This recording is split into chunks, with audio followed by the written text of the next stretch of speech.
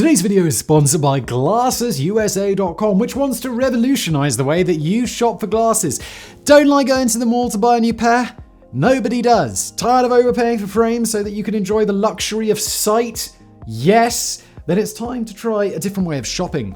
This pair that I'm wearing right now are Ray-Ban Wayfarers, and I actually had the sunglass version of these from Glasses USA previously, and I said, can I get them with just the clear glasses in? And they were like, yes, of course you can. We have those as well. Fantastic.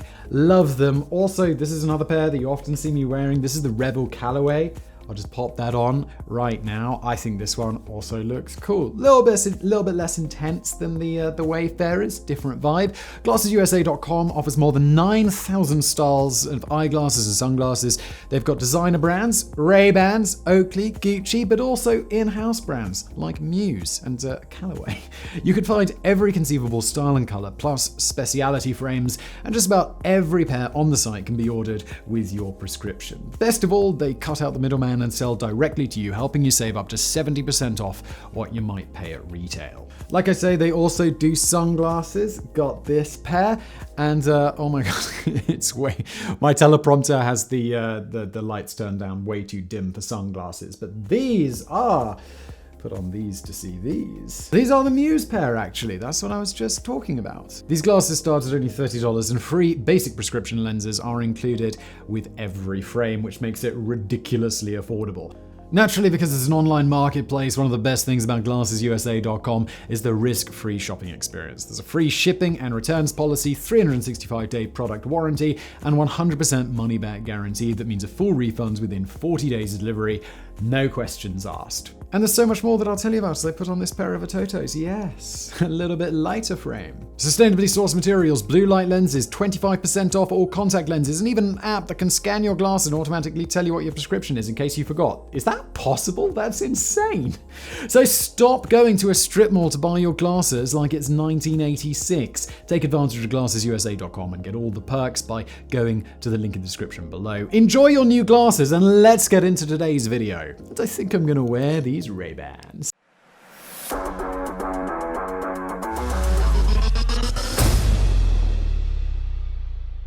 The XF-85 Goblin was an unconventional American fighter prototype built by the McDonnell Aircraft Corporation during World War II. Intended to be carried in and dropped from the internal bomb bays of massive customized aircraft flying alongside traditional bombers, the US Army Air Forces, USAAF, had high hopes that their groundbreaking new Parasite fighters would revolutionize the way heavy bombers were escorted to and from their targets. Theoretically, the Parasite host, or Parasite mothership setup, would eliminate the time associated with scrambling fighters from distant airfields, after which they wasted precious fuel climbing to altitude and covering huge distances at high speeds to engage enemy interceptors. Then flying on vapors and possibly arriving too late to make any difference, they'd have but a few short minutes to tangle with their adversaries before returning to friendly airfields. In short, it was an expensive, time-consuming, and ineffective exercise in futility, and it had been a huge problem for years.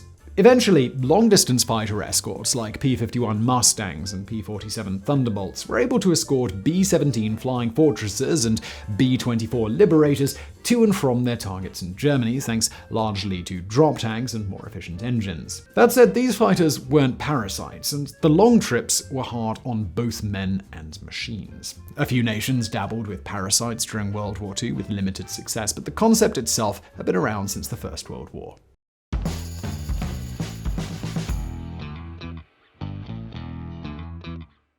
In mid-1918, as World War I drew to a close, the Royal Air Force tinkered with the idea of suspending Sopwith Camel biplanes from airships. The scheme never got past the experimental phase, but the idea just wouldn't die, and more than a decade later, in 1931, the US Navy developed another operational but ultimately unsuccessful parasite, the Curtiss F-9C Sparrowhawk. The radial engine-powered biplane had some success launching from and docking back onto Navy airships like the USS Akron and Mac on, and at the same time the Soviets were conducting similar experiments of their own. Taking a bolder approach, however, they opted for multi-engine fixed-wing motherships like the Polikarpov TB-2s and Tupolev TB-3 bombers instead of lumbering blimps. But it wouldn't be until mid-1941 when these Soviet aircraft combinations set out on what would be the first combat missions ever recorded by Parasite fighters, when TB-3s carrying I-16 dive bombers successfully attacked strategic Romanian bridges and ports. Later in the war, the Luftwaffe experimented with the Messerschmitt Me-328 as a Parasite fighter as well. A short but rather conventional-looking aircraft, the 328 was particularly promising, but though its pulse jet engines were relatively powerful, inexpensive, and easy to produce, the project was ultimately cancelled, not because of launching and docking issues, but persistent power plant problems that just couldn't be overcome.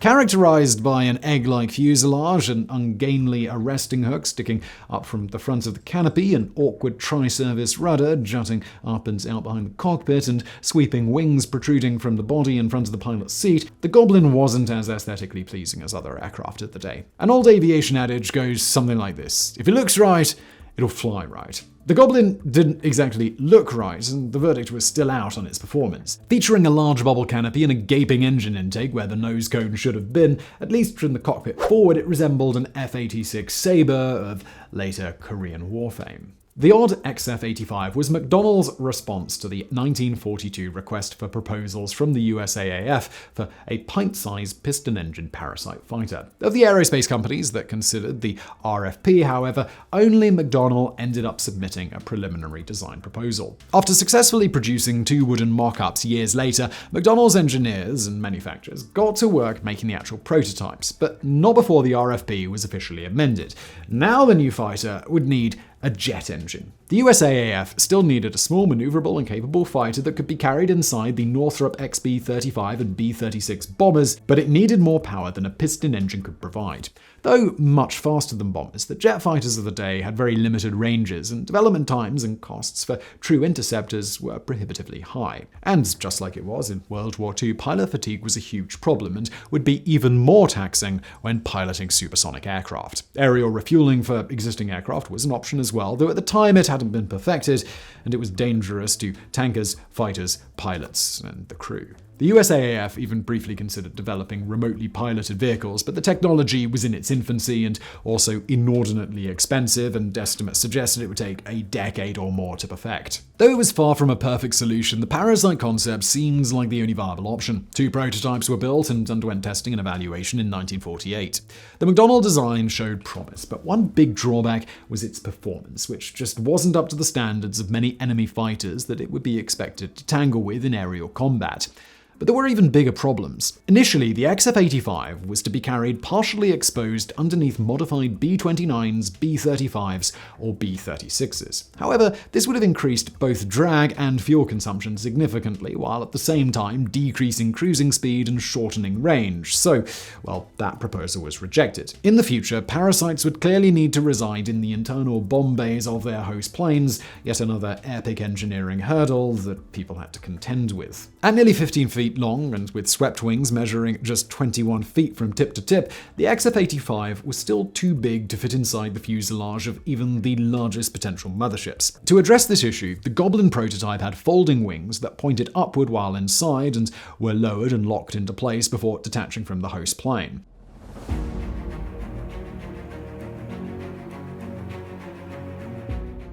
With a maximum takeoff weight of just 5,600 pounds, the XF-85 was light, and it only carried about 110 gallons of fuel, which was deemed sufficient to give it between 30 minutes and an hour of loiter time, depending on weather conditions, altitude, and the intensity of the dogfight. Powered by a Westinghouse XJ34 WE22 turbojet engine producing about 3,000 pounds of thrust, it wasn't a performance standout even by 50s jet standards, but due to its light weight, it had a respectable thrust-to-weight ratio. Rate of climb was estimated to be about 12,500 feet per minute, and with a service ceiling of about 48,000 feet, it would be able to climb and meet its enemies quickly while achieving a top speed of 650 miles per hour. Its offensive punch consisted of 4 50 caliber machine guns in the nose, but since it was solely a fighter, it wouldn't carry rockets or bombs. By comparison, the first operational jet fighter, the Messerschmitt Me-262, had 2 jet engines that combined produced about 4,000 pounds of thrust and sported either 2 or 4 30mm cannons set at a top speed of about 500 miles per hour.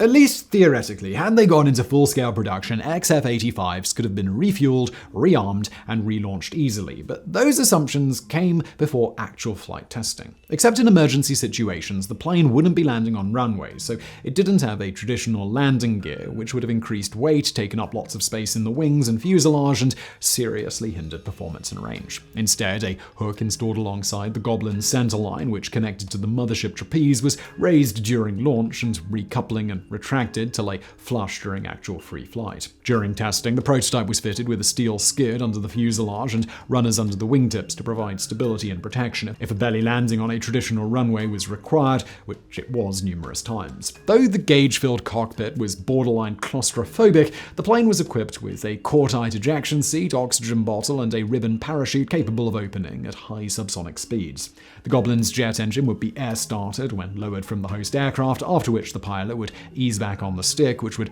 drop the tail and raise the nose. Then, with a little luck, there'd be sufficient lift to disengage the hook from the trapeze and depart without crashing into the larger plane's belly, wings, or engines. That'd be a bad time. During an attempted recovery, the aircraft would approach the mothership from underneath and link up with the trapeze using its retractable hook.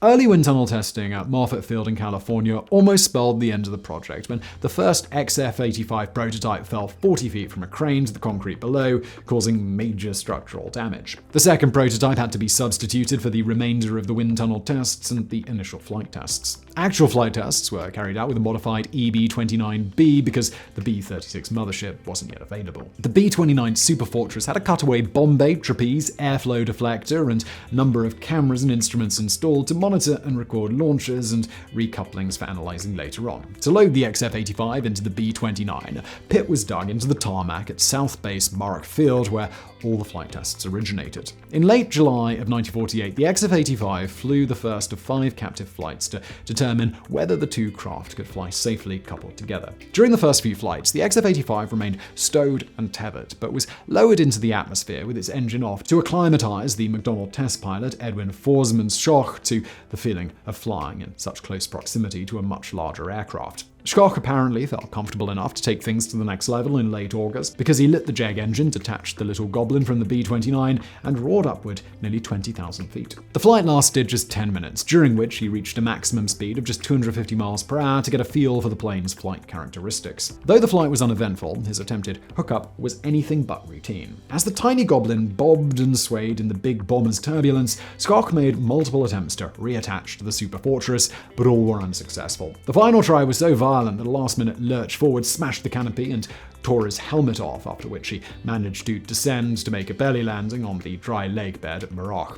All flight testing was suspended for 7 weeks while the XF-85 was repaired and modified. After extensive changes, 2 additional test flights were made before Schoch eventually made a successful hookup on the 14th of October 1948. Just a week later, however, he had major difficulty pulling it off again, and after 4 attempts, one of which broke the trapeze bar and the XF-85's nose hook, he again belly landed at Muroc. Schoch reported that while in free flight, the Goblin was a pleasure to fly, though he thought the estimated top speed of 648 miles per hour was glaringly optimistic, and that reattaching was positively hair-raising and would probably always be that way. Nonetheless, to combat the turbulence issues when the two planes were uncoupling and tethering, fins were added along the rear fuselage and at the wingtips for stability. In addition, small aerodynamic surfaces were added to the Goblin's retractable hook, which reduced buffeting and kept it more stable while it was in its upright position.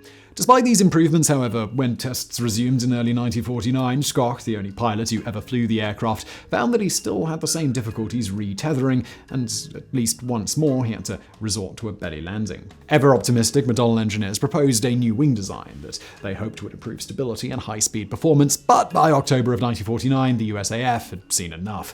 Funds were withdrawn, the project was cancelled, and the shiny little jet fighter was relegated to the dustbin of aircraft that might have been. The main reasons given for the cancellation were the XF-85's flight deficiencies compared to traditional fighters of the day and the precarious nature of redocking after free flight. Also, while the XF-85 was being developed, there had been huge advances in aerial refueling, and by late 1949, refueling traditional aircraft in flight seemed like a much better option than launching Parasite fighters from modified bombers. At one time, the Air Force had tentatively planned for nearly 100 production XF-85s that would have been paired with a fleet of B-36 motherships, each of which may have been able to carry 4 Goblins. In the end, though, the 2 Goblin prototypes flew just 7 times, managed 3 successful hookups, and accumulated just over 2 hours of flight time.